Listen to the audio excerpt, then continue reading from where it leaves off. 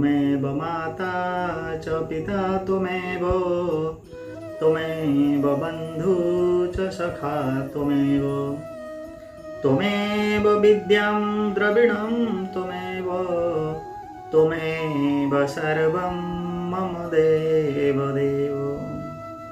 ओम श्री कृष्णचंद्र भगवान की जय।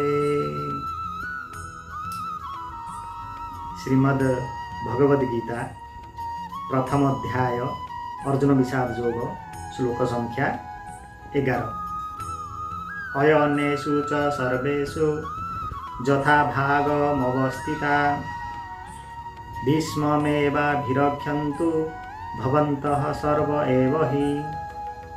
दुर्योधन बाह्य मनरे निज सेनार महारथी मानंकु कहिले, आपण माने समस्त व्यूहर समस्त प्रवेश द्वार रे निज निज स्थान रे दृढ़ भावे अवस्थित होई निश्चित रूपे पितामह भीष्मंकु चतुर्दिग्यरु रक्षा करंतु। व्याख्या अयनेषु च सर्वेषु भवन्तः सर्व एव हि।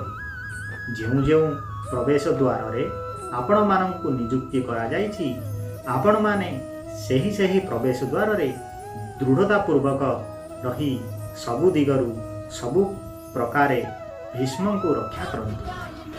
भीष्मंकु सबु दिगरु रक्षा करंतु कही दुर्योधन भीष्मंक हृदयर भावकु निज आड़कु आनिबाकु चाहुछंती। एपरि कहिबार द्वितीय भावटी हैला, भीष्म युद्ध करिबा समय रे जेपरि कौनसी व्यूह द्वार देई शिखंडी तांक सम्मुख को आसी न जाए से प्रति लक्ष्य रखिले। जदि शिखंडी तांक सम्मुख को आसी जाए भीष्म ता ऊपर को अस्त्र शस्त्र चलाइबे नहीं, कारण शिखंडी पूर्व जन्म नारी थिले एवं ए जन्म मध्य प्रथमे नारी थिला परे पुरुष होइछि। एइथिपाई भीष्म ताको नारी माने करंती एवं से शिखंडी सहित युद्ध न करिबा पई प्रतिज्ञा करिसंती। शिखंडी शिवंक वरदान द्वारा भीष्म को मारिबा पई जन्म होइछि।